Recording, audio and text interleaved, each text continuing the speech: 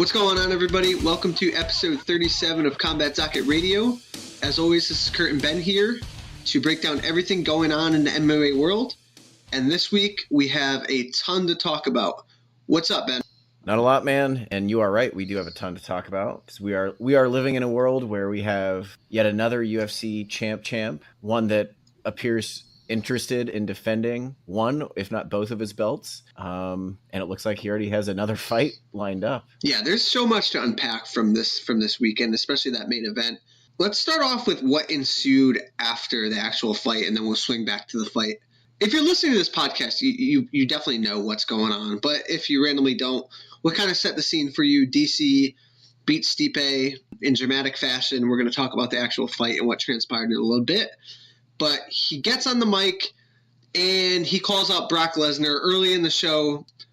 You know, Brock showed up. It looked like he was, saying something to Rogan.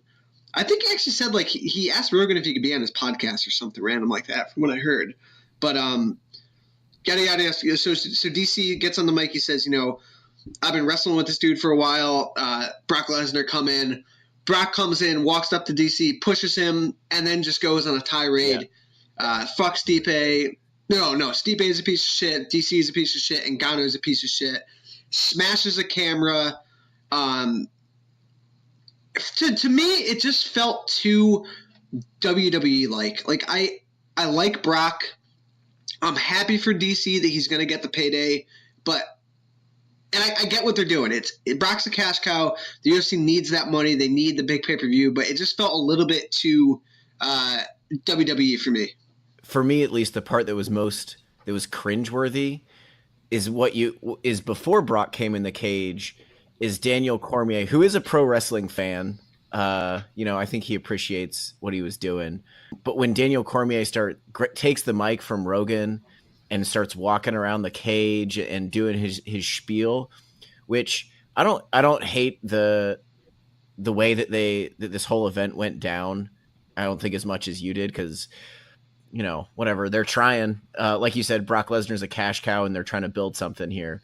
But I think the problem was that Daniel Cormier just the guy does not have the chops to pull that off. Like, he was doing it with a smile, you know what I mean? And Rogan is in there smiling and, it makes it less fun when it's obvious that everybody is in on the gimmick. You know what I mean? Like Daniel Cormier couldn't do it with a straight face. And it felt, it felt super inauthentic, which I think is probably why most people don't like it. But, I don't hate the UFC going down this road at all. And I realize in some ways I might be in the minority of MMA fans there, but give me the circus, give me all these like shenanigans and stuff.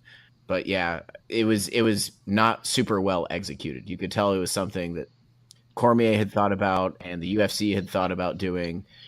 But then when push came to shove, literally, it didn't turn out that well. Like I said, I don't have too much of a problem with DC. He's in the twilight of his career. He just achieved something that only one other man's done in the UFC, which is Conor McGregor holding two belts simultaneously.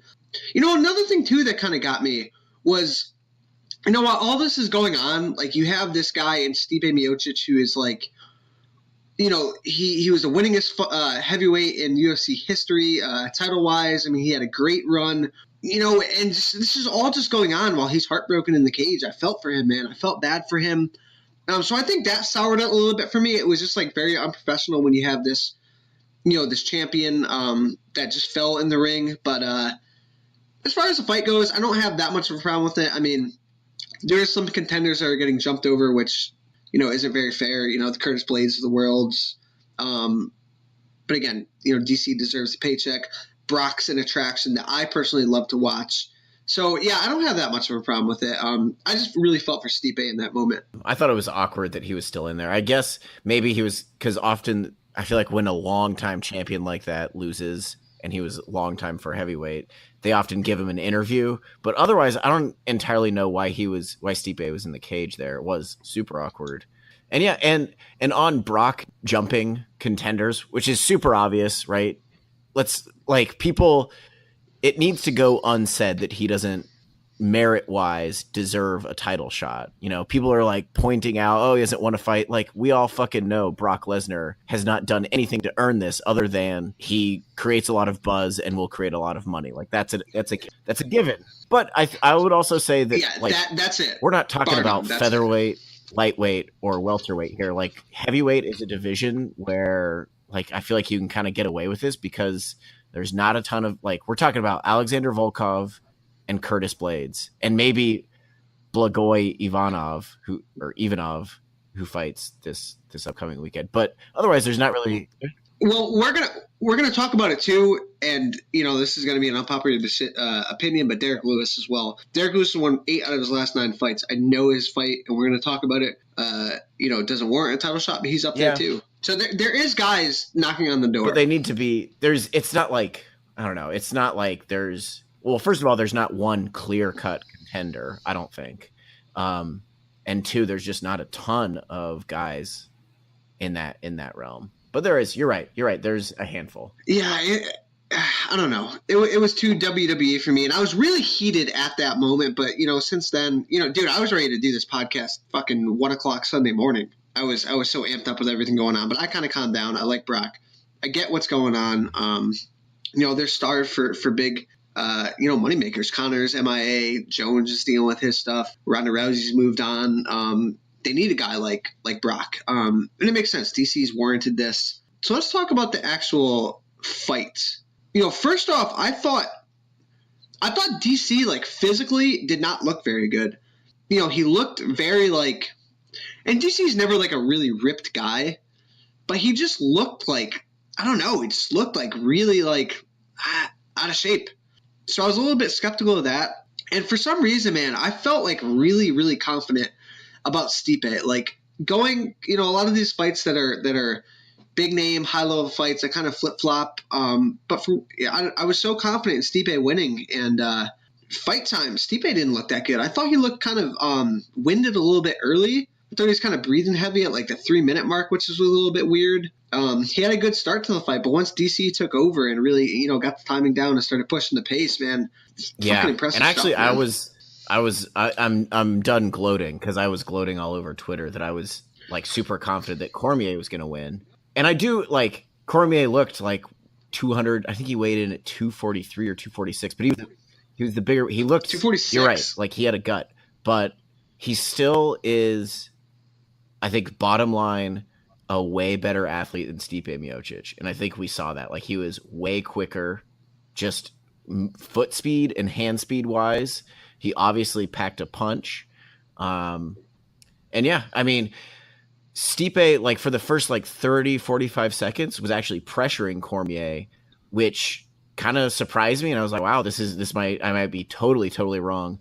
But Cormier kind of does that guard where his hands are stretched out, and it's not a pretty thing. It looks like he doesn't know what he's doing, but that's also he can work his way into the clinch, where he does most of his damage. And yeah, and I think, I don't know, Cormier has such kind of an awkward, oftentimes like ugly stand-up style that I think you forget how effective it is, because he's like reaching out with his arms, and then he'll either grab the clinch and then he'll rough you up in the clinch, or he'll fire off like a super quick 1-2. And he hit Miocic with one of those like a clean combination like that. But yeah, I mean, I honestly just think the bottom line is that Cormier is just a great athlete. He gets hit a lot, but he doesn't get hit cleanly a lot. Like, he rolls with those punches, and Miocic got a little too overzealous, I think, gave up the clinch, and then got hit with a big overhand right from kind of exiting. He hurt John Jones in the clinch. Like, John Jones, who I think is maybe the best clinch fighter ever. Like, yeah, I mean, DC, he's got really good, uptight clinch boxing. He's got the wrestling background, so he's got really good ties. He's great with the underhook, great with the overhook. And, he even said after the fight that he saw that Stipe on the break drops his hands. And he hit that beautiful right hand off the break, put Stipe down, and he finished the job. It's crazy. I did not expect – that was like a DC early finish is probably like the last thing I expected. An early finish in general, I did not expect, because Stipe's been a pretty, durable guy. He's got good recoverability. I mean, Beautiful stuff, man. I think like I said, DC is one of the, the best clinch fighters out there, if not the best. Yeah. And he looked on rewatch, he threw that same exact overhand right as Stipe was exiting the clinch just like a few moments before that and missed. So yeah, I mean, he did his homework. Exactly. That's like good. I actually thought both guys were pretty, because Stipe was doing a pretty good job of avoiding the clinch and doing all, and like hand fighting with Cormier so that Cormier couldn't get his grips in the clinch. So I actually felt like both guys were pretty well prepared, but you can't, it's hard to prepare for something like that. Yeah, man. I agree. So DC has said that March 2019 is going to be his last fight, or like his retirement. Brock Lesnar is eligible to fight January 8th, 2019. What do you think the timeline is for DC? Do you think he takes another fight this year, possibly at light heavyweight? Do you think he just waits it out for Brock in March? How do you see this playing out for him to end his career? I think he waits. I don't think the UFC would want him. They would want to risk losing the fight between him and Brock. Which I know Brock could basically fight anybody and it would be a big fight, but yeah, this means exactly a lot more for a title, and they just did all that business in the cage. So I think he waits. I know he's said that he wants to be active, but I think he waits, fights Brock in January, maybe like, I know he said March 2019. If John Jones is coming back, then maybe one more in like the summer, like, he'll fight into his 40th year, I suppose, but I think I don't see him fighting before he fights Brock Lesnar. He was on Ariel's show yesterday, and he said he'd like to fight Shogun. Now, Shogun has a fight coming up with Anthony Smith, and if he does win, I believe that would be 4 in a row for him. I mean, that's another smart tactic of DC, calling out Shogun. Shogun is a shell of what he used to be. I could honestly see him fighting, maybe a Shogun, because I think that's a pretty low risk fight for him. I definitely don't think he's going to be clamoring to fight the Alex Gustafssons of the world, especially if Gustafsson beats Volkan Oezdemir coming up in August. But I think Shogun would be a pretty safe fight for him. I got one more question too. We'll even take Shogun out of the mix. Let's say DC gets that last fight against Brock Lesnar, defends his title, and he's set up to retire as a double champ. He's defended the light heavyweight title. He's defended the heavyweight title. Do you think he can go to sleep at night not getting one more crack at John Jones? I don't know, man. I think that's going to haunt him forever. The same way that I'm sure he still has trouble sleeping at night when he thinks about not making weight for the Olympics. Like that's heavy shit that I'm sure he carries around all the time. So yeah, I don't think he can, man. I think honestly, like, if you did this John Jones fight at heavyweight, I think it brings back the magnitude of it. Because DC is undefeated at heavyweight. He's not cutting weight. He's a different beast. I mean, he's dominated the heavyweight division. And then you bring in John Jones, who's beaten him twice. Yeah, I don't think DC can go to bed. I think if that fight was offered to him, I think he'd take it in a heartbeat. And I think that fight being at heavyweight, with the heavyweight title on the line, that's a big time fight for MMA. So I think regardless, I think even if you were to fight Shogun, beat Shogun, and then beat Brock, I think if that fight was offered, I think DC would take it 100%. Yeah, those two finishing up the trilogy at heavyweight for the heavyweight title, the baddest man on the planet, is just too perfect to not happen. You know what I mean? Like that's poetic. That's one of those things when sports just kind of work out, and it's like you couldn't have written it better. Especially if Cormier somehow wins a third fight. It would go down as one of the best trilogies in MMA history for sure. Absolutely. I mean, check out this resume: Bigfoot Silva, Josh Barnett, Frank Mir, Roy Nelson, Dan Henderson, Anthony Johnson twice, Alex Gustafsson, Volkan Oezdemir, Stipe Miocic, Strikeforce heavyweight champ, UFC light heavyweight champ, UFC heavyweight champ. Where does DC rank in like that GOAT talk? Does he have a claim for the GOAT? Top 5, top 3? Where do you put him? Honestly, I put John Jones. I know there's like talk about cheating, but the first fight that John Jones beat Cormier, there were no failed drug tests associated with that. I think unless you count cocaine, which you do not, because that shouldn't have even been disclosed. So I think that at the very least, that first loss to John Jones is still a legitimate loss and should be counted on Cormier's record. And, I feel like you can't put him above somebody like George St. Pierre, who has avenged his losses to Hughes and Matt Serra. Right. Maybe that, I think probably in my mind that moves Cormier above somebody like Anderson Silva, who's had a bunch of losses kind of late in his career and the drug failures. Yeah, that's exactly right.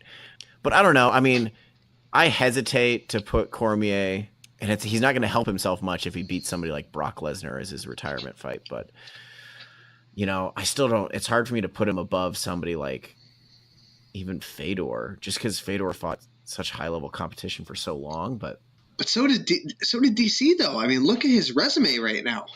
I guess, but I mean, the early heavyweight wins were in Strikeforce, But Bigfoot Silva was coming off the win over Fedor. Josh Barnett was a stud back then. Frank Mir, when he beat him, was a stud. Roy Nelson was ranked top 5, top 6 in the world. I would put him probably in my top 3, honestly, if not top 5. And I agree with you too. I put John Jones ahead of him, but man, he's carved out a really phenomenal career for himself. But again, John Jones is there, man. Yeah. I think I would put John Jones ahead of him, and I would put GSP ahead of him. And I think, there's an argument for him to be 3 or 4. Number 3. Because then you got like Demetrius Johnson is in that discussion. But the thing that might put Cormier kind of above him is that he's jumping weights, and Demetrius Johnson is not doing that. I know he had a number of wins at 135, but I don't know, man. I think he's definitely in that discussion, definitely top 5. Let's say he did get a win over John Jones. What does that do for him, goat-wise? And I feel like then he avenged his only losses, one of his losses is I guess, did they make that a no contest? Because he's got the loss and then a no contest to John Jones. Then it's just him and GSP, I feel like, and then you're just comparing the 2 records. Then you're just trying to figure out who fought better competition and when. And I think maybe Cormier would, because right now I'm talking about John Jones as the GOAT. So I think a win over Jones might put him in that number 1 slot. Yeah, I mean, it's going to be interesting to see what path he takes to end out his career. But, like we said, I don't think he's going to pass up that John Jones fight if it's offered. I think he goes to bed fantasizing about beating John Jones. And I got to say, man, John Jones is one of my favorite follows on Twitter. He says some funny-ass shit. Did you see their little scuffle the other day where he was saying, what do you say to DC? He's like, you go to bed thinking about daddy every night. DC fired back. I mean, that's just a built-in hatred and rivalry that's never going to end. Yeah, I love the contrast in personalities. Hell, the fact that their bodies look so wildly different. Just one guy's super, DC's short, pudgy, dad-like. John Jones is a fucking criminal and like tall and jacked. Like it's hilarious. Like I love that kind of drama in sports. One of the best rivalries in MMA history, honestly. Oh, for sure. Like, because it feels so authentic. It feels so real. Like we started off by talking about how the Brock Lesnar thing didn't feel real because there's no reason for those two to have animosity toward each other. This feels real. Jones and Cormier feels real. So, okay, I got one more question. I meant to ask this earlier and it kind of slipped my mind. So speaking about Brock Lesnar in this fight, the right guy won, right? Because I don't think if Stipe won, Stipe wasn't getting on the mic and calling out Brock Lesnar. So that would have kind of been awkward. Like, how is UFC going to manufacture that? DC had in his mind to call out Brock Lesnar. So speaking about that and the promotion and the build-up, I think DC was the right guy to win in the UFC's mind, right? Yeah. I think they still would have been like Brock is, like I said, Brock is going to do huge numbers against whoever, but I don't think Stipe has any sort of appreciation for professional wrestling like Daniel Cormier does. Yeah, and he's not the kind of guy that's going to talk any sort of shit. All right, let's move on to the rest of this card. Derek Lewis, Francis Ngannou. I had such high hopes for that fight. But again, like I kind of felt like it could have been a staring contest, I should say, and it was. Dude, they combined for like 33 landed strikes. And I think like 20 of them were from Derek Lewis. I would thought, like, after the first round, I was kind of like, all right, everybody calm down. These are two slow-paced fighters that are dealing with risky punchers on either end. But after 10 minutes, it was like, all right, Ngannou is really concerned about pulling the trigger, and Derek Lewis does not have the skills to like create an exchange. Well, you could also tell Derek Lewis was hurting too. I mean, he's had a history of back problems. You know, he pulled out of that Verdun fight the day of with back spasms. You could tell he was hurting in there. You know, I'm surprised Francis Ngannou's corner didn't pick up on it.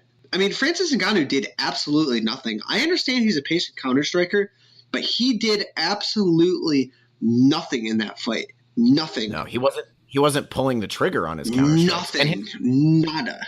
Even if his corner did pick up on the fact that Lewis was hurt, I don't think it would have mattered, because even like they were yelling at him to have more output. Like they were trying their damnedest to get him to pull the trigger, and he just wouldn't. So yeah, that was a stinker, I guess.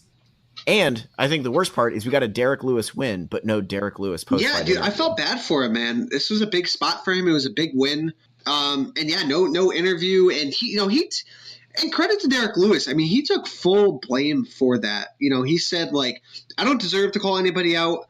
I don't feel like I won. This was a terrible performance. I don't deserve a title shot.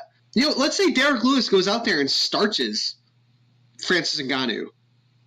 I mean, he's knocking on the door for a title shot with Curtis Blaydes. I mean, they're neck and neck. And now it's like he's probably, you know, another two wins away, and he's won 8 of his last 9. Yeah. We'll talk about matches or I guess we can talk about that now. But I think Lewis should fight Stipe next. Yeah, I'm in for that, honestly. Yeah, I mean, he's up there in that top 5. Anybody in the top 5. But yeah, I think you're right that he's definitely not getting a title shot coming off of that. Did Stipe steal Ngannou's soul? Like what? I mean, Ngannou basically admitted that. Like he said, yeah, I carried over fear from the last fight into this fight. I mean, I did not expect that. Ngannou did nothing. I get he's a counter striker. He's been a patient fighter. And you made a tweet about this during the fight that Rogan was like, did he ever watch a Ngannou fight? And I agree with that. But this was like extreme. Did nothing. Extreme. Nada. It's that he's typically, other than the Miocic fight where he kind of went crazy and blew his wad in the first 90 seconds or so, he has been like a really patient fighter. And that really, I wrote an article a while ago, I think called The Patient Monster or something, about Ngannou's patience.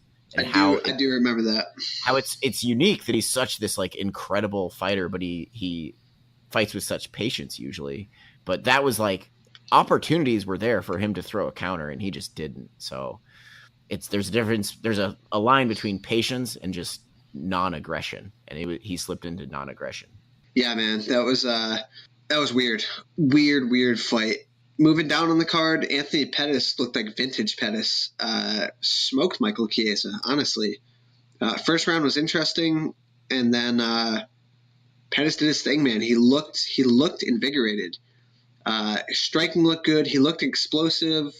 I mean, I was watching with my girlfriend, and when Chiesa got caught in that exchange, I didn't think anything of it. From everything I've heard that Chiesa is a phenomenal grappler. And I mean, that was just a textbook finish from Pettis. I saw it coming a mile away. Do you think that was more Pettis amazing performance, Chiesa weight cut performance, or somewhere in between? I think it's probably somewhere in between, but I will say that my biggest takeaway from watching that fight and then rewatching it was that I felt like Chiesa just didn't give Pettis the respect he deserved. That triangle, you said I saw it coming from a mile away. So on rewatch, Pettis starts to set up a triangle, and Pettis has a super active guard. It's not even it's a really, really effective guard, but it's kind of old school. Like it's arm bars and triangles, Yeah, wrist control. Yeah, exactly. And he started riding his hips up, and Chiesa literally moves his arm into triangle. And then it's like, all right, now you got to respond. And he doesn't stack. He doesn't posture. He doesn't do really anything to try to get out of Pettis's triangle. other than just like, I don't know. I just felt like, and even in the stand up, I felt like Chiesa was not giving Pettis the respect he deserved. To me, it felt like he fought like a guy who just knew he was going to win, but didn't do what he needed to do to actually didn't perform win. At all. Right. But I mean, Pettis obviously still a dangerous guy. Like he did let his kicks go. I think at the very least we saw that Anthony Pettis showed that if you sleep on him at all, like he still will fuck you up. Man, I think Pettis still has something in the tank. I really do. I think Pettis is still young. He's only, 30, 31 years old. He blew up so early in his career, and he's kind of took some lumps along the way, and he stuck with it. Do I think he's going to win the title back? I don't. But do I think he can manufacture some big wins still in his career? Absolutely. I think the skill is there. I think the drive is there. I think the hard work is there. I was really impressed with the man. It looked like vintage Pettis, like WEC Pettis. For Chiesa, I mean, he missed weight. He said he's going up to welterweight. That's probably a smart move for him. Chiesa had a lot of momentum going into that Kevin Lee fight. And, he lost to Kevin Lee, and now he lost to Pettis. I don't know where he goes from here. Maybe a move up to welterweight would be good for him. But he's definitely lost a lot of his momentum. Yeah, and I think it's just going to be kind of back to the drawing board at welterweight. Maybe he'll be one of those guys like Dan Hooker, who we could talk about, but who moves up and it just looks like a total killer. But I don't think he said specifically 155. He's done it. Yeah, Dan Hooker looks fucking phenomenal. Yeah. I was super pumped for that Gilbert Burns fight, and he smoked Gilbert Burns. Gilbert Burns is a stud. Dan Hooker is a guy to keep an eye on. Yeah, I think Dan Hooker now, I think at lightweight is like 4-0 with 4 finishes and looks huge. Like when you look at Dan Hooker, it's amazing that guy ever made 145 because he looks massive for 55. Gilbert Burns is a big dude too, and I mean Hooker looked huge in there. Yeah, he's got those. He looks like fucking some sort of like Australian Michael Phelps. Like his shoulders are so broad, and I don't know. He looks massive for the weight class already at lightweight. Yeah, big dude, impressive dude. Mike Perry, Paul Felder, what a fucking war. Props to those dudes, man. They I can't say enough about that fight. I was on the edge of my seat. Perry moved to Jackson Wake, and we talked about this a while ago. Like, we both said, like, we felt like Perry needed a camp change. He was up in Orlando. Everything was kind of geared around him. He moved to Jackson Wake, and I definitely think that it paid dividends. He looked like he actually had a game plan in there. He was still like the crazy wild brawler like he always is. But, he was kind of shooting takedowns. He was throwing out his jab, man. Mike Perry has a good jab. I wish he'd use it more. He's got a quick, powerful jab. I was impressed, man. He looked like he had a game plan. Paul Felder came to fight, too. They both were exchanging nice elbows in the clinch. Oh, man. Paul Felder was busted the fuck up and just kept coming. Paul Felder broke his arm in the first round, apparently, too, with the spinning back fist. And was still throwing his freaking right hand the whole goddamn fight. Props to those guys. They went to war. Yeah, good fight. I feel like that's what we expected out of those two. And yeah, I mean, Mike Perry actually fought a smart fight. And I'm glad that you brought up his jab. Not only his jab, but just setups in general. Like he was feinting, which I feel like in his last few fights, I was just like begging for him to throw one feint, one single setup. And now he's actually thrown a jab out there. He's actually feinting before he throws. And used an actual skill set. And I think the second that they got in the clinch, Mike Perry felt that he was probably bigger and stronger and definitely more powerful than Paul Felder and just kind of pressed that advantage as much as he could and fought. He actually cut off the cage. I'm not going to confuse Mike Perry with some technical wizard. He's not fucking Mighty Mouse out there, but he's actually, he looked like he did. No, but he showed some improvements. Exactly. And I feel like for Paul Felder, this is hardly a loss for him. I mean, other than the broken arm. I scored it for Felder. I mean, it was a split. So did one judge. But it was such a good fight, and he took it short notice, up a weight class. He's in the UFC's good graces for this. Yeah, man, that was a great fight. Win, lose, or draw for those guys. I mean, we expected it, but that fight delivered. Those guys are fucking warriors. I think that, honestly, my biggest surprise in that whole card was Khalil Roundtree. I mean, smoking Gokhan Saki. He outstruck Gokhan Saki. Literally, like, Saki did nothing, I don't think, in that fight. I think he landed, like, 2 leg kicks. Roundtree looked, not phased by Saki's striking. He looked completely comfortable and landed just a picture-perfect it was a counter 1-2, right? Yeah, off the leg kick. Yeah, and just blew Saki up. And it looked like he was trying for a walk-off KO.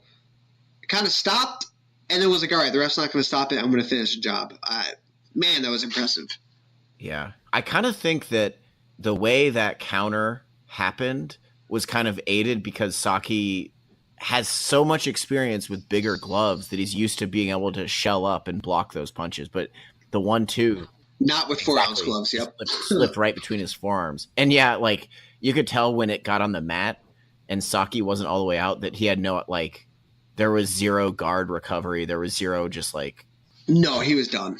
Yeah, he had no idea, which is, he was rocked, but I feel like more veteran MMA fighters, like, know how to get rocked and then, like, recover on that. Throw some up kicks, look for a guard, something. But, man, that stopped the Saki hype train for sure. It shocked me. The way if you told me Khalil Roundtree was going to win, I thought maybe he'll clinch, wall install or get him down a couple times, something like that. But definitely not submit him, something. Yeah, definitely not a knockout in a minute and a half. And you know what, Ben? Not just a knockout. I feel like he legitimately outstruck Saki. Yeah, like he looked so comfortable in there, not phased. I mean, he didn't throw like I'm going to close my eyes and throw a fucking overhand right and connect. Like, he threw a legit counter 1-2 and knocked this dude out. Man, I was blown away by that. Yeah, props to him. He looked really good. Do you feel Paulo Costa is a dirty fighter? I've heard a lot of rumblings. He fails the eye test. I'll say that much. That's for sure. Have you seen those? There's like an older picture of him with like bleach blonde hair. No, I didn't see that. He's like a normal looking dude. And it's only like a couple years ago. And now he looks like a fucking like Abercrombie model with steroids coursing through his system. Well, it's funny you say that because I wasn't even talking about like steroids. I was talking about like in the cage. He threw like 2 or 3 blatant low blows. And a lot of people are saying, like, he's a dirty fighter. He's a scumbag. I don't know if I go that far, but, I think he might. He looks like a scumbag, in all. Yeah. I mean, I don't know. He's got some fucking skills. Legit skills. I mean, his body work in that fight was fucking awesome. Yeah, I don't know if he... I feel like he typically goes to the body, but that was the perfect recipe for taking care of Uriah Hall, because Uriah Hall, man, I feel like he never fights back from adversity. Yeah, no, he's not like a strong mental fighter. Because Uriah Hall was busting Paulo Costa up with a jab, but then as soon as Costa just got inside and just ripped to his body a few times, it was like, well, there that goes. So I've been seeing people, Paulo Costa called out Chris Weidman. He's setting his shot big. A lot of people have been saying Paulo Costa, Israel Adesanya. We're going to talk about Israel later. I don't like the idea of Costa versus Adesanya, nor do I think the UFC will like it. 2 young, bright prospects. I don't think they're going to kill one of them just yet. You think there's any chance that Costa gets the fight with Weidman? Do you like the Adesanya matchup, or who else do you think would be good for him to match up with? I definitely don't. I don't like the Weidman matchup because I feel like Weidman should be fighting either for a title or he's not going to fight for the title because Whittaker's. But he's not. But he's got to be fighting. I guess I'm looking at middleweight rankings now. He's got to be fighting. So if you look at the rankings, Yoel Romero, who is moving up to 205, moving up. Luke Rockhold moving up. Weidman, then Gastelum, who's going to fight for the title. Jacare, who just lost. Or no, he lost. I believe. To Gastelum. Brunson. Derek Brunson is coming off a loss but I wouldn't mind seeing him fight Paulo Costa. I think Brunson is the guy for either Costa or Adesanya. I think Derek Brunson would have zero problem going down to Brazil again and doing that. So yeah, I think Brunson is the guy for either Adesanya or Costa. But then you match up one of them with Brunson. Who else? I definitely don't want to see them fight each other just yet. I was even tossing around in my head, what about Weidman versus Adesanya? That would be pretty interesting. That would really test Adesanya's grappling. Ooh, that's I don't know if they're going to do that, but I honestly like Adesanya versus Weidman better than Costa versus Weidman. I mean, Adesanya definitely has more hype. I know we're talking about Paulo Costa just winning a fight at UFC 226, but other than just being like a huge muscled Brazilian, like there's not a ton that I think stands out about him. Yeah, we'll see. He's 12-0, 12 finishes though. I think like 11 of 12 are in the first round or something crazy like that. So definitely a guy to keep an eye on. I mean, he's going to get a big fight soon. Yeah, for sure. Rafael Assunção, is that guy ever going to get a title shot? I feel like he's the most underappreciated guy in the UFC. If you look at his record in the UFC, he's only lost to TJ Dillashaw, beating everybody, and he just can't get the big. I mean, he's gotten the big fight. He's beaten people. He's beaten Dillashaw. He's beaten Caraway. He's beaten Pedro Munoz, Aljamain Sterling. He beat freaking Marlon Moraes. Just beat Rob Font, and the guy just can't get a title shot. I don't know what he has to do. I feel bad for him. Yeah. So does Dominic Cruz have a fight right now? No, he doesn't. But he's still injured. He broke his arm. He was actually on the MMA Hour this past week with Luke Thomas. He broke his arm, elected not to get surgery, and it set him back another couple months. He had to have surgery, so who knows when he's coming back. You gotta think Assunção has got to be next in line after Garbrandt and Dillashaw do their thing. If they want to give him one more fight, the only other fight he should accept is Dominic Cruz.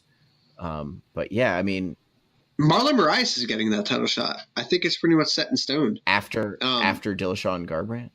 Yeah, I'm pretty sure that's set in stone. I mean, I don't think it's been announced, but I think that's like the general consensus around that Marlon Moraes is going to get that title shot. And it's crazy because, Assunção beat Marlon Moraes in 2017. Yeah, that's some bullshit. That's some bullshit if Marlon Moraes gets a shot over Assunção. Yeah, I feel bad for him, man. That guy's beating some studs, and he can't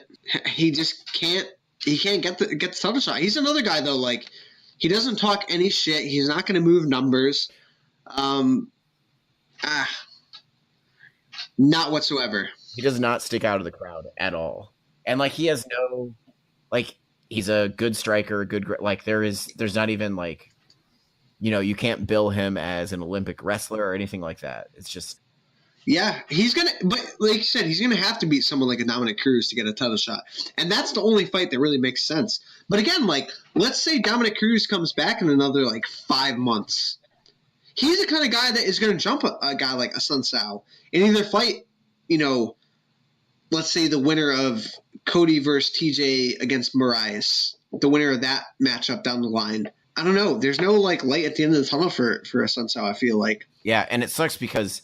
Like Dominic Cruz, I feel like is not afraid to negotiate his best position. Like Dominic Cruz might not accept a fight. Absolutely not. So that's a dangerous fight for anybody. Yeah, I don't know, man. Sucks for Assunção. Brandon from our website actually said Assunção should just fight out his contract and go to Bellator, where he's actually appreciated it. And I honestly don't think that's a bad idea. Bellator has a really good bantamweight division. It's on the come up. I don't know how many fights he has left on his contract, but honestly, that wouldn't be a bad idea. They would take him with open arms. Yeah, and I don't know how much. I bet I can look up the disclosed pay, but I would imagine the UFC is not paying him a ton, and he feels like somebody that they would pay well at Bellator. I actually have it right here, I believe. Hold on. Rafael Assunção made $130,000, $60,000 win bonus. So. That's big money for Bellator, but I don't know, man. They might sign him for a longer deal, and he can make sponsorship money, all that good stuff. I mean, his record is ridiculous in the UFC. Yeah, dude, that one loss, and he has a win over Dillashaw. He's 11-2 in the UFC with losses to Eric Koch all the way back in 2011 and Dillashaw, who he beat. I mean, that's crazy. Crazy stuff, man. I don't know, man. I think he deserves a shot. I love Marlon Moraes, but Assunção deserves his shot. Yeah, for sure. Running down the rest of this card, Jakar Close beat Lando Venata. It was a fun fight.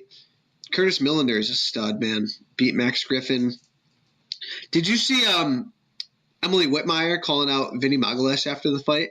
Telling him to fuck off and that he's a piece of shit. I thought it was hilarious. I did. I listened to her talking about the actual incident, man. I mean, that if that's true, like, Vinny's kind of fucked up. What was it? He said that he wasn't going to corner against her or something, and then he did. Yeah, like, he said it, and then, like, she had no idea, and then she saw him, at the venue, and was like, what the fuck are you doing?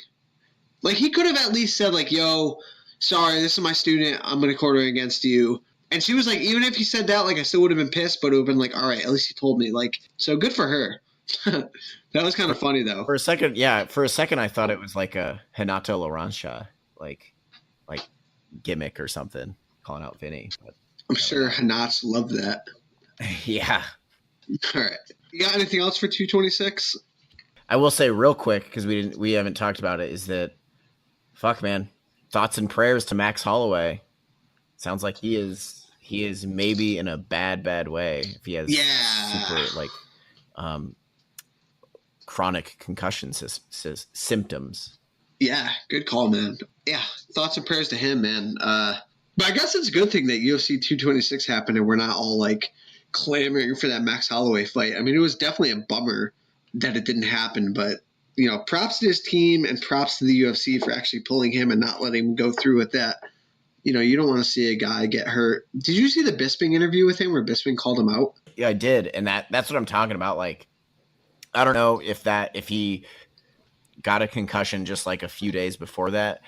I hope that's the case, honestly. I hope he was showing recent symptoms. I hope that wasn't like symptoms of like a month or two ago. Because if that's the case, then, man, it's he might be out for a really long time. I know, dude. That sucks, man. He's still so young. He's only like 26 in the prime of his career. I hope this doesn't derail his career. I mean, that's iffy, man. That sucks. Such a talented fighter. That fight would have been awesome. Hopefully it happens down the road. I doubt it's happening in 2018 though. Max is going to be on the sidelines for a while. I don't know how long he's supposed to be out for. I did see a rumor from Damon Martin on Twitter, who's a pretty reliable. He's not just shooting some bullshit.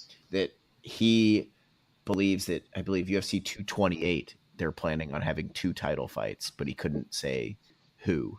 So if Holloway feels like his symptoms are clearing up quickly, then maybe that's in the cards. Did you see that Dana was like pissed off at Ortega for not taking a fucking fight against like Jeremy Stevens or something? Like, dude, the guy's fuck that. He's earned his title shot. Like, give it a break. And then they were gonna do Stevens versus Edgar for an interim title. Dude, I was gonna have a fucking aneurysm on this show if that happened. Thank God it didn't happen, because that would have been fucking pointless. Yeah, if Holloway is out for like a year, then that's when an interim title actually makes sense. One of the few times where it actually makes sense. But if they were going to try to throw that together last minute, it's like, get the fuck out of here. That's ridiculous. Get the fuck out of here, especially when you got a fight with Jeremy Stevens and Jose Aldo lined up. Like, do not kill that fight for a fucking interim title that makes no sense. Yeah. Anyways, yeah, speedy recovery to Max Holloway. Hopefully it's not too serious and he can get back in the cage healthily soon. All right, so let's talk about this TUF 27 finale. Main event, Israel Adesanya beat the brakes off of Brad Tavares. I thought Tavares was a good matchup for Adesanya. Did I think it was going to be that easy for him? I did not. I mean, he made Brad Tavares look terrible in there. I mean, man, Adesanya's striking is it's on another level. His takedown defense looked good. Combinations look good. He's so poised in there. He's having fun with it. The UFC's got a star on their hands. He's good on the mic. Huge performance for him. I can't say enough about Adesanya after that. And he's super active. That's his 3rd fight in 6 months. Yeah, I'm with all that. I think he is. I thought Tavares was going to give him a whole lot more trouble, and boy, was I wrong. And his striking is flashy, but obviously super effective. His defense, like his head movement and upper body movement, is like you got to be. There's only a handful of strikers in MMA, I feel like, that can adjust to that. That have like the level of nuance and setups to deal with his movement. And yeah, everything you said, I agree with. His ability on the mic, his ability to market himself, it comes across as really authentic. And I don't know, like I hate to say McGregor-esque because it's hard to. I don't think he's going to be as big of a star because basically nobody is. But it's a similar vein of like this, like arrogant, but can back it up, and it just comes off as really authentic. So I'm pumped to see what's next for him. Dude, I was thinking too, man, like, you think about these dream matchups, like, could you imagine like a prime Anderson Silva versus Israel Adesanya? I mean, that would be like fucking mind-blowing watching, like Anderson maybe like 6-7 years ago against Adesanya. It would be just fucking amazing. Well, the way both those guys like move defensively and then counter-strike and just find openings so calmly and quickly and violently is like, it's very similar. And it's a joy to watch. I like Adesanya too because he gets so many comparisons to like Anderson and John Jones, but he doesn't like that. He doesn't take it as a compliment. He takes it as like, I'm not them. I'm my own fighter. Don't compare me to them. And I like that about him. Yeah, I like everything about the guy. I thought this was going to be a tough fight. I actually thought Tavares was going to get the win, but I was super, super wrong. Again, man, and they were actually going at it on Twitter earlier. Derek Brunson and Israel Adesanya. I think Brunson's a good matchup to make for Adesanya. That's another top 10 guy with some big fight experience. I like that matchup. I'm down with that. I've seen David Branch thrown around. Yeah, David Branch is another one. But, Brunson will talk with him a little bit. So, and Branch has really been pulling for a Jacare fight, which I think also makes sense. So I'm down with Derek Brunson and Adesanya. Yeah, me too. Brad Katona, Mike Trizano, the new Tough 27 champs. I mean, I was pretty impressed with Brad Katona. I watched, I think, one of his fights on The Ultimate Fighter. I don't know. It's not what it used to be, man. It is not what it used to be. These guys won The Ultimate Fighter. Good for them, but like, do we really give a shit? Nope. Those were it's gonna sound bad, but like, that's when I walked the dog, and that's when I like made my nachos. You know what I mean? Like those two fights, I was like, I know nothing about these four fighters, and winning the Ultimate Fighter means basically nothing. So I'm not paying that close of attention. Yeah, I agree. And sadly, it sounds shitty, but like fighters like them are a dime a dozen. Are they going to win a title in the UFC? Probably not. Do they get fighters like these guys all the time? Absolutely. So, bringing up my next point, like Gastelum and Whittaker was announced on that fight card as the next coaches for Tough 28, and I think did I hear right that it was the female featherweights was going to be the fighters for that season? I'm not sure what they announced, but I know that female featherweights auditioned. I know that much. I think it's going to be the female featherweights.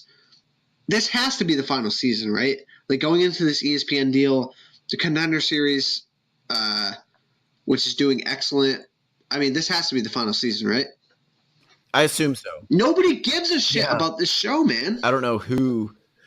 And it's not just for a while there. I felt like, all right, it's just hardcore fans like myself that pay attention to other MMA stopped watching. Because I had a bunch of, I want to say, less casual MMA friends, MMA fans, our friends that would still watch Tough. And I'd be like, I don't watch that shit anymore. But I feel like nobody, like, do you ever, like, you and I do jujitsu, so we hang out with a lot of people that kind of watch MMA. Never. And I feel like nobody at the gym is ever talking about, and it used to be like that. Like, do you remember early seasons when you would go to to class or something, and people would talk about loved it, man. The Ultimate I loved Fighter, it. you know, shit that the coaches did. Yeah, I've like if somebody said to me something of anything like, "Hey, did you catch that Brad Katona fight on Tough last night?" Like, yeah, exactly. Like, nobody ever. Sadly, who? Like, come on, man. I think it's on its last. It's got to be done. We've said that a bunch on the show, but it's got to be. I'm not a fan of. I guess maybe Bobby Knuckles, Robert Whittaker needs a little chill. You know, he's had a couple brutal fights, but I mean, this just feels like a couple throwaway coaches too. They're not. Yeah, they're not going to create any buzz. You know what I'm saying? They're both like humble, respectful dudes. I mean, the fight is going to be great though. Like that fight is going to be awesome. Oh yes, sign me up for that. But I'm not watching the show to get hyped for it. No, absolutely not. Yeah. It's probably just in the contract, but this has to be the end of it. So when do you think that fight could actually happen? Do you think that's like a 2018 fight, 2019 fight? I should have been more prepared to know when Tough is scheduled to run. But you don't give a shit. Yeah, like who cares? You know what I'm saying? Like I don't give a shit about Tough. I mean, sadly, that could be a year-end card if they're like that. That could be like the co-main of a huge card or the main event of its own. I mean, Robert Whittaker could headline a pay-per-view because he's done it before, but it just wouldn't be a massive card, I don't think. Yeah, hopefully. I mean, Robert Whittaker broke his hand in that Romero fight, so I'm sure he's going to need some time to heal up. Maybe at the end of 2018. Who knows? I don't know when the Ultimate Fighter is going to actually debut, but Roxanne Modafferi, friend of the show, got a big win. Got her first win in the UFC. Another, milestone victory for her in her crazy long career. Yeah, it's crazy. She told us that she doesn't like to do a lot of damage. She just likes to get the quick submission. But throwing those bows from mount, just brutalizing Barb Honchak with ground and pound. She looked great. Yeah, she did. I was super happy for her, man. She's such a good ambassador for the sport. Really good person. I was really happy for her. Yeah, for sure. You got anything else from the Tough 27 finale? I think that's it, man. I mean, it's a decent little warm up. Like I said, I kind of tuned out for a lot of the tough fights. Yeah, I agree, man. That main event was super impressive. Let's shift gears to this weekend. So we have 3 fight cards coming up this weekend. We have UFC Idaho, Bellator 202, and Bellator 203. Kind of weird that Bellator is doing back-to-back fight cards. I kind of had to double glance at that. I was like, really? Are those dates right? But yeah, Bellator 202 is on Friday, and Bellator 203 is on Saturday.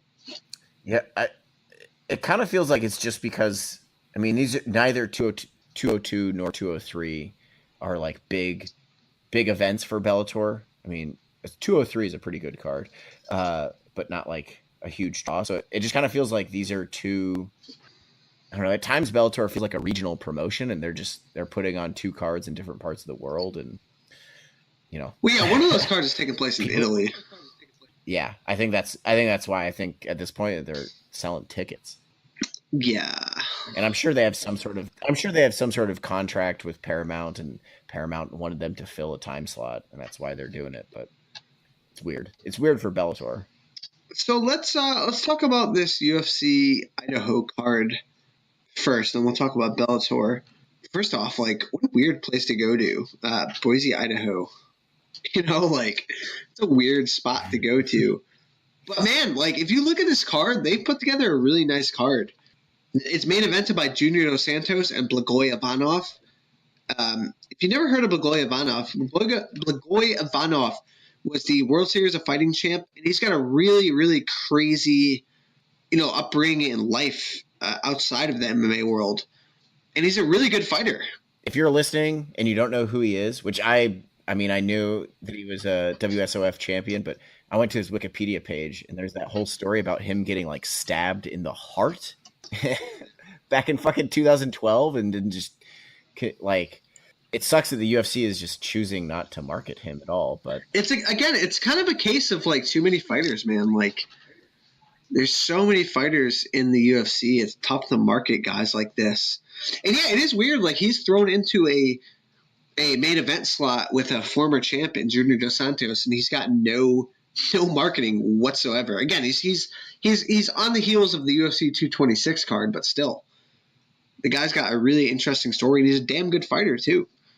Yeah, and I think maybe the UFC doesn't have rights to any of his Bellator or WSOF fights, because if you like the commercial for this event doesn't even, there's zero image of him at all. Like not even him shadow boxing. There's just nothing. It's just Junior Dos Santos, and they run Dos Santos highlights meets Blagoy Ivanov, and that's it. You don't ever see him at all. But it's weird because they've used footage of Justin Gaethje, for example, his a couple clips of his World Series of Fighting fights. So that's a little bit weird. But he's on a 5-fight win streak. His only loss in his career is to Alexander Volkov, facing Junior Dos Santos. Junior Dos Santos, this is his first fight in over a year. He fought for the strap in, I believe, May 2017 against Stipe. Got knocked out. Interesting fight. Grappler going against striker. I don't know where Junior Dos Santos is in his career right now, honestly. I think the Cain Velasquez fights really took a lot out of him. The second and third fights, I mean, Cain really put a beating on Dos Santos, and I don't know if he's ever the same after that. So I don't really know where he's at. 34 years old. Tough stylistic matchup for him against Ivanov, too, who's a really good grappler. Yeah, I think this fight will tell us a lot about where Junior Dos Santos is, because, yeah, I mean, Blagoy Ivanov is a good grappler, but he's not like he's more of a brawler at times. Like he's a very, very big guy. He reminds me of Ben Rothwell in some regards, that he does have good grappling and decent submissions, but more than anything, he's just like a really big fucking heavyweight who, if he gets you against the cage, will like unload on you, which we all know has been Junior Dos Santos's like weak spot, is backing himself up against the cage and then getting hurt there. It's a fight that JDS should win. Like I could see him winning this fight the same way that he won the Ben Rothwell fight, which is just like jabbing him to death and just really boxing him up, because Ivanov is probably not fast enough to like move to pressure Junior Dos Santos or, keep him against the cage. But if Ivanov gets him against the cage and unloads those big old punches, like, we might see, it might be a realization that JDS is very much, very, very much on the tail end of his career. Yeah, I'm leaning towards that, man. I think Ivanov's really flown under the radar, and I think he's going to make a statement here. I like him over Dos Santos in this fight. I don't think he's going to stop Dos Santos, but I think he's going to put a beating on him over 5 rounds. That'd almost be worse. Like for Dos Santos, like I'd almost rather see him get slapped or something, or submitted. Another 25-minute beating, man. Whew. I know that would not do good for the brain cells, but who knows, man? He might come out and look like vintage JDS and starch Ivanov. So, but I like Ivanov to win this fight. Co-main event is actually Sage Northcutt taking on Zach Otto, returning to welterweight. Super Sage. Zach Otto is a solid fighter.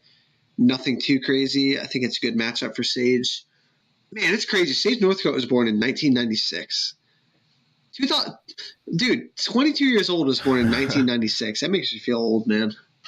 Like Sage Northcutt never experienced like Ace of Base or TLC. No, none of that shit. God, no.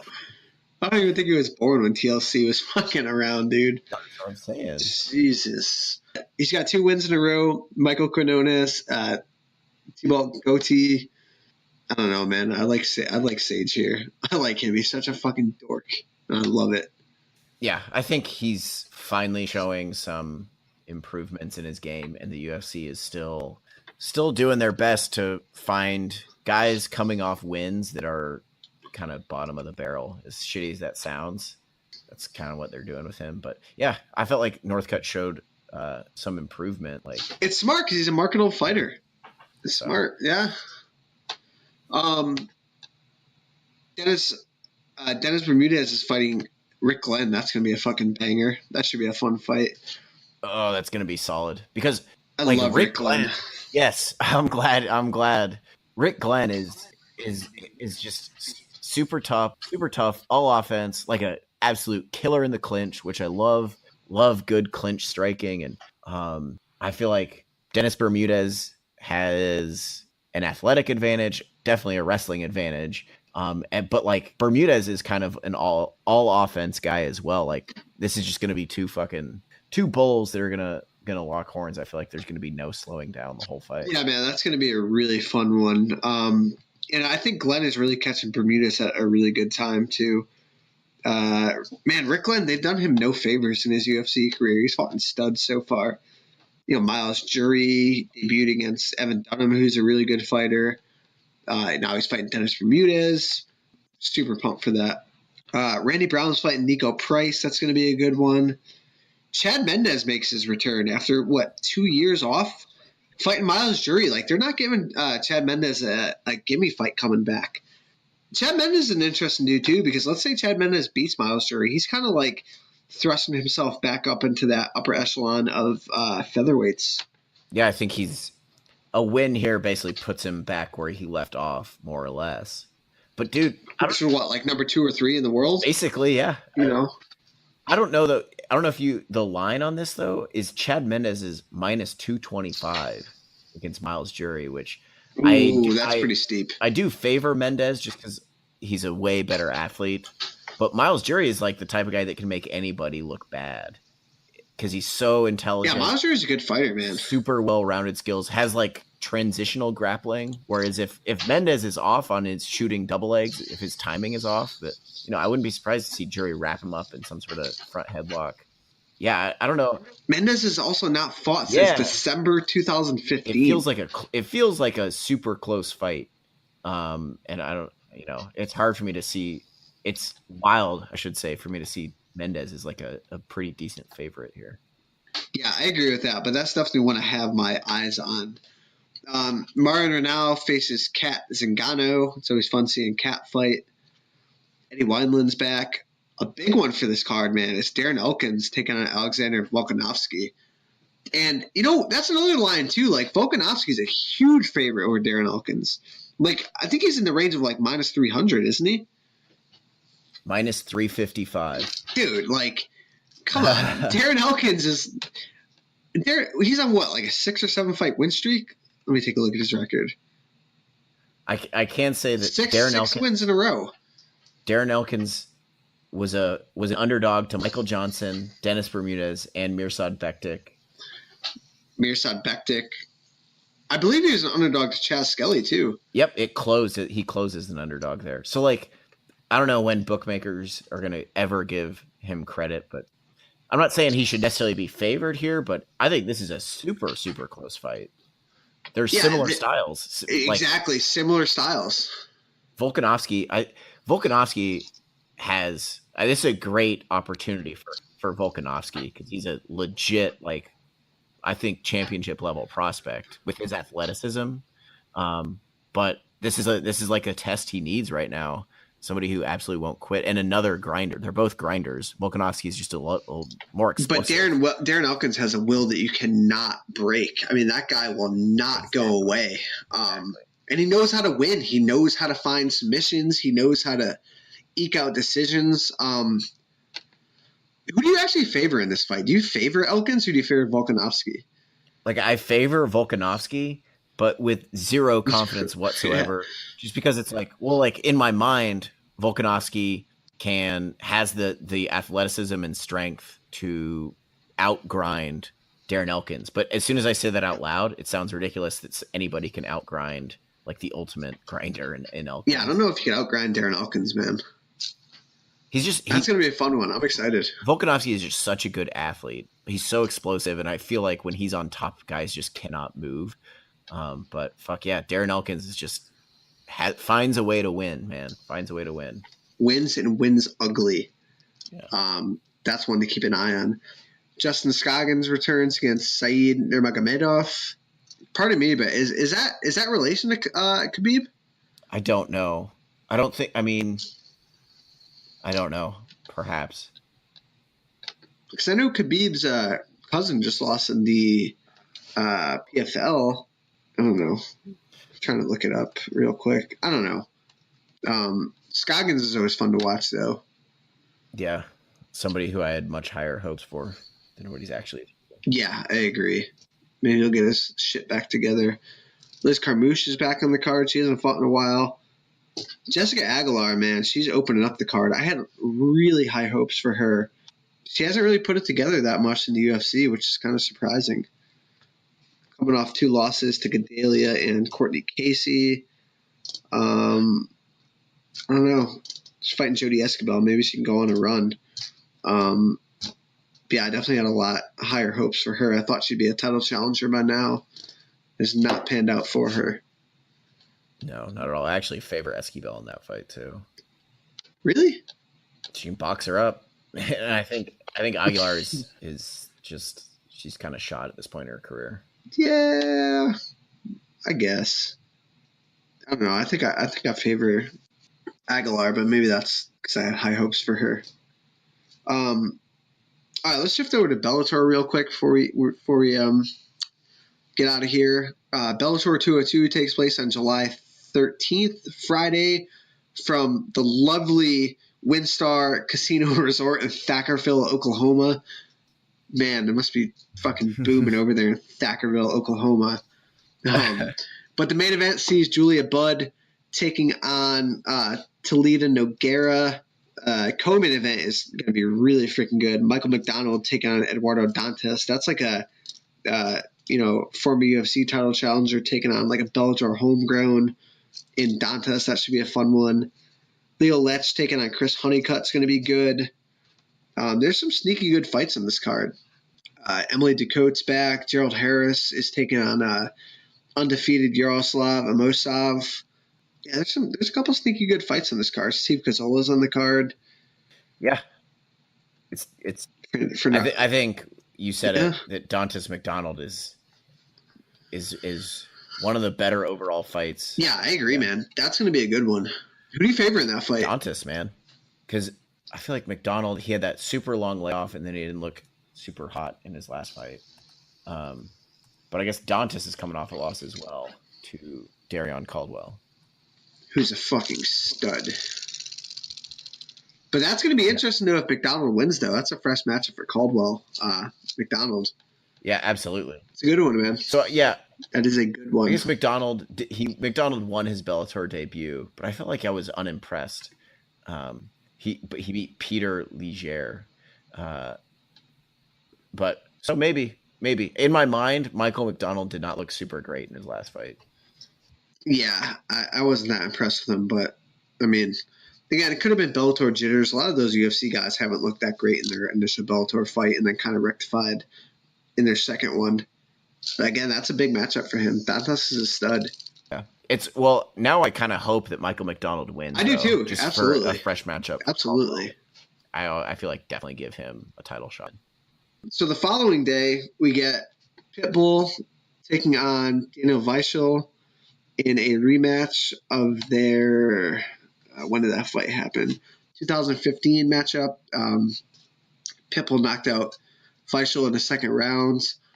I mean, Pitbull is one of the best fighters. The smaller Pitbull is one of the best fighters outside of the UFC in the world. Weichel's a stud. Look at that guy's record, 39-9. So many damn fights. For his age, too, he's not that old. How old is this guy? Let me check. 33 years old. That's a lot of fights for being 33. And he's reeled off 4 solid wins since his matchup. He beat Georgi Karahanyan, Emmanuel Sanchez. That's going to be a good one. Alessio Sakara's on the card. Andrey Koreshkov's returning against Vaso Mikocevic. I have no idea who he is, but Koreshkov is a stud. Again, he's another guy that Bellator homegrown talent. That's really freaking good. First fight in a while, too. This is another tape delay card. Yeah, get us started on that. But at least it's not Bellator 200. Like, this is a little bit more understandable. Bellator 200 is fucking ridiculous. Yeah, it's the main event should be good. Weichel's is such a technical, like these are two super contrasting styles. Not that Pitbull is not technical, but I feel like he's super just kind of explosive, aggressive, and Weichel is pretty safe. I don't want to say safe, but very smart, kind of calculated fighter. Weichel had a really good first round against Pitbull last time. He has all around skills, and like you said, young, but this will be his 49th fight. So 49th fight. Yeah. Good bout. Good stuff. Now I feel like the two back-to-back Bellator cards are not like, there's nothing that I'm like, oh, I cannot miss this, but it's stuff that if I'm home, I don't want to miss it. Yeah.